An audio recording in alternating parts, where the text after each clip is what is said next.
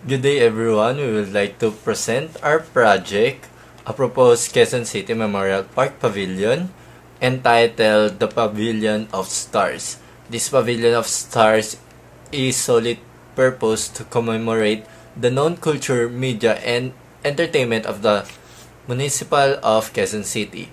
The Pavilion of Stars signifies the directions in human life. So, before we start, let me introduce my fellow members. I, John Oliver Bihucom, Cleo Ginto, Tyra Caro, Roel Vasquez, and lastly, Vincent Lunar. So, for our project, let me give you a gist first of our project. So, the project is an iconic cable tensile at Quezon Memorial Circle designed to serve a functional and meaningful landmark in Quezon City. So, this pavilion should be accommodate different kinds of leisure or recreational activities.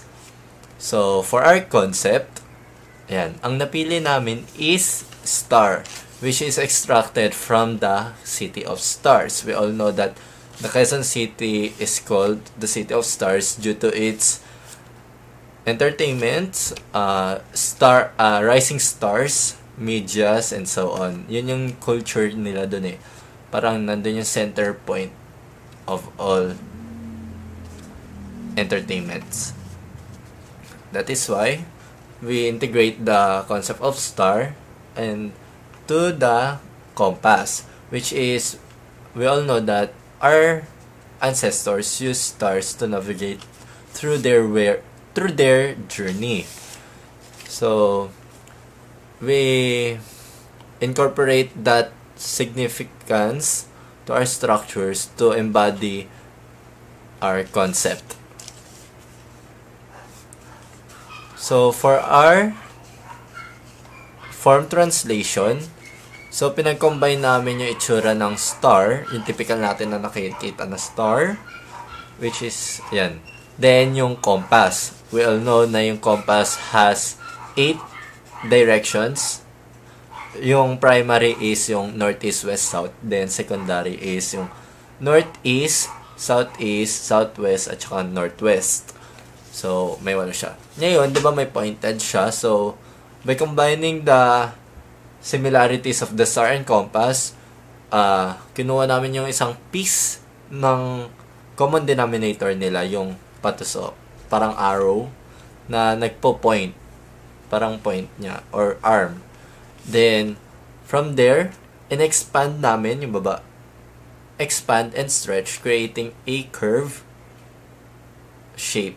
Parang ano na siya, mukhang fan shape na siya. Then, we multiply it into 4.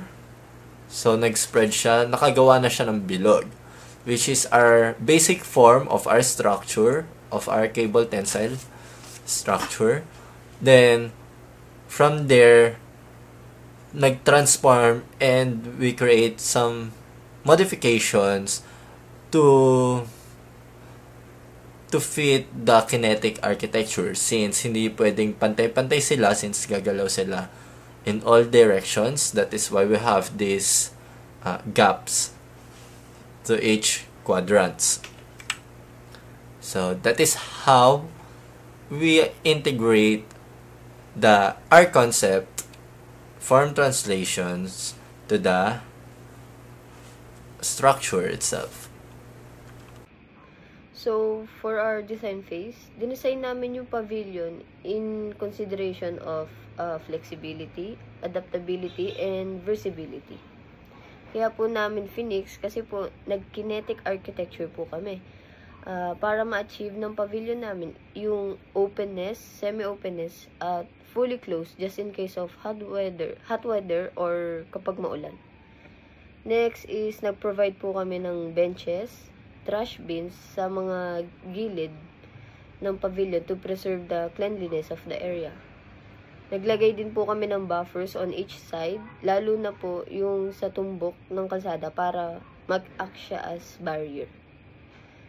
Nag-focus po kami sa plain look, aesthetic, or minimalist design due to technicalities na kailangan sa kinetic architecture. So, the materials that we use for the roofing of our pavilion is the ETFE. Then, sa mga post po ng pavilion ay aluminum para mas magaan po siya and nakakonect po siya sa mga steel wheels ng aming pavilion. And so, we carefully designed this alongside in orientation. As you can see, yung mga ramps po are in north, east, west, and south. And yung mga quadrants is naka-northeast, northwest, and southwest. Dun makikita po yung application nung ginawa naming form. Now, we are done in design phase of proposed pavilion. So, let's proceed to the design objective of the project. We have 7 objectives. First is to promote community engagement. We want to create a welcoming space that encourage interaction to the community of Quezon City. Second is to symbolize the guidance and connection. Since our concept is compass, we embody the symbolic meaning of it for representing orientation, exploration, Quezon City connectivity. Third is to enhance visitor experience, to integrate the feature like natural lighting, ventilation, and scent-oriented design for a comfortable and meaningful user experience. Fourth is sustainability and environmental responsibility. We want to adopt the sustainable materials and design principle that minimize environmental impact while maximizing energy efficiency. Fifth is to serve as an iconic landmark, to establish a visually striking and meaningful structure that enhance the identity of Quezon City Memorial Circle as a whole. Sixth is to foster accessibility and inclusivity, to ensure that the project is universally accessible, catering to individuals of all age and abilities through thoughtful design. Seven, and lastly, to support cultural and recreational activity. We want to provide a multifunctional venues for event and other gathering in celebrating Quezon City cultural vibrancy and history. That's all. Moving on to our materials and structural systems, which innovatively incorporates sustainable materials to ensure functionality, durability, and environmental responsiveness within the pavilion. Our first material is ETFE, which is used as the primary roofing material due to its lightweight, flexible properties, highly durable, and it is also UV resistant and self-cleaning, which provides excellent natural lighting transmissions while maintaining a modern aesthetic. Next material is the steel cable wires, which are integral to the structural system because it offers high tensile strength for low distribution. Also, these cables ensure the stability of the pavilion's lightweight design while allowing for a sleek and unobtrusive appearance. Next is the aluminum post that serves as the main vertical supports of the pavilion, known for their corrosion resistance, lightweight nature, and durability, which provides structural stability while being environmentally friendly and easy to maintain in outdoor conditions. And on our flooring, we used natural permeable stone slab because it combines sustainability and practicality. These slabs allows water to penetrate through the surface, reducing stormwater runoff and seamlessly integrating the pavilion with its natural surroundings. Moving on to our post and connection systems, which is very efficient and methodical. Starting from the bottom, which are the ground screws.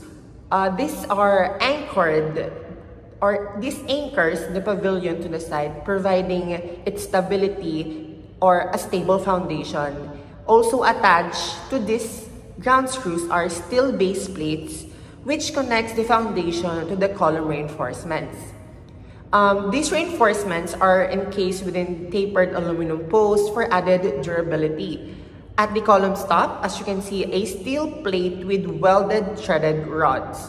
This ensures a secure connection to the roof system. And also, the roof is further stabilized with a steel top plate and slab reinforcements allowing for even load distribution across the whole EDFE membrane. So as you can see, this combination of materials and structural details really creates a pavilion that is first modern, sustainable, and of course, well suited for its environment.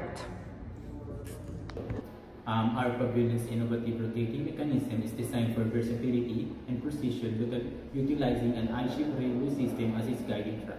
This railway constructed system is made from high-strength corrosion-resistant structural steel to ensure durability and smooth rotational path. Two heavy-duty wheels featuring a steel core and polyurethane coating roll along the railway, enabling the pavilion canopy to rotate effortlessly. The rotation is anchored by the central pivot column made of structural steel, which provides stability and transfers loads to the foundation. Supporting the railway are the welded steel beams, ensuring alignment and stability during operation.